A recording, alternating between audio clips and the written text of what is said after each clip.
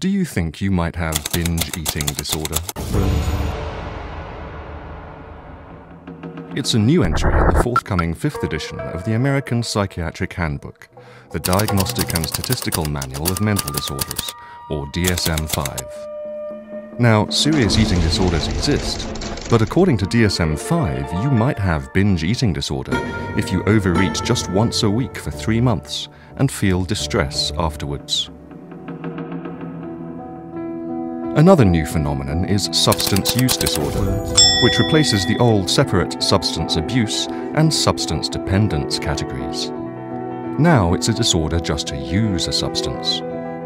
Of course, water, air, and Buckminster fullerene are substances too, but that's not what they mean. Substance has become a carefully vague euphemism for drug, and choosing to smoke cigarettes or take other drugs is not just reckless, but now potentially a mental illness.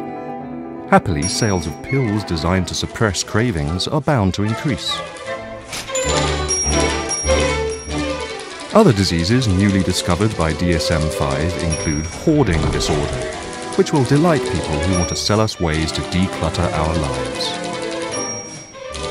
The previous edition of DSM already included as mental disorders premature ejaculation, premature with regard to what aim authorities do not agree, and caffeine intoxication. In 1980, they recognized intermittent explosive disorder, which isn't a disorder of American presidents who now and then order flying robots to drop bombs on people far away, but applies to adolescents who lash out or say something bad. Being a teenager is now an illness too. You might think that this expanding lexicon of mental disorders is a cynical medicalization of normality, an exploitation of human insecurities that is mainly going to benefit drug companies.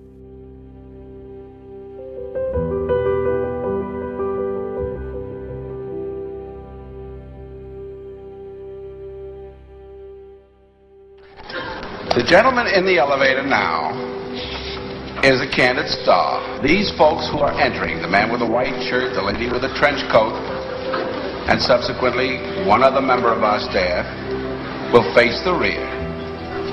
And you'll see how this man in the trench coat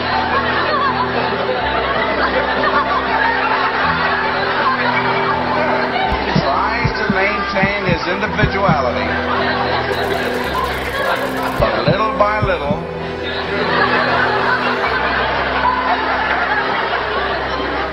he looks at his watch, but he's really making an excuse for turning just a little bit more. In 2011, several big pharma companies announced that they were closing research facilities devoted to working on drugs for depression and other severe mental illness. Instead, it's more profitable to find a problem that afflicts relatively few people and give it a new name and some suggestive advertising. Suddenly, anyone might have it. This is called diagnostic inflation. So, shyness, once called social phobia in its severe form, has morphed into the more general social anxiety disorder, which an advertising campaign likens to being allergic to people. But maybe the people around you really are just super annoying. If you're getting older and occasionally forget things, you might now have minor neurocognitive disorder. And if you are prone to worrying, you might have generalized anxiety disorder.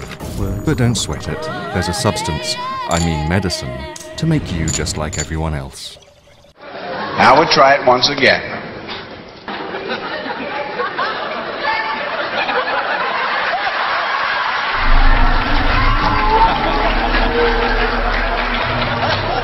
One of the world's most successful drugs, Viagra, is marketed as a treatment for erectile dysfunction, though it was originally designed to treat heart disease. The term erectile dysfunction was first proposed in the 1970s to replace impotence. Impotence sounds like a character flaw, an inability to do anything. But erectile dysfunction is a neutral technical glitch that can be fixed. Now, thanks to Viagra, any penis that does not tumesce on demand signals a treatable medical condition. Just take these blue pills. You'll have a ball. If your child is fidgety, it might be a case of attention deficit hyperactivity. hyperactivity disorder. Sitting still and listening to what you're told is the basis for modern industrial civilization. If you don't want to do it, you must be pharmacologically coerced. Not to worry, the wonders of biochemistry will create a new breed of perfectly docile, conformist young citizens.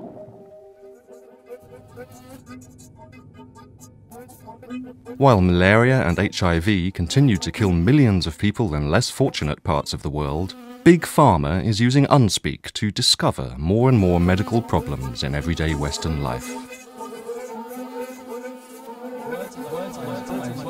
With the number of possible disorders increasing so rapidly, it's getting hard to imagine that anyone could count as normal.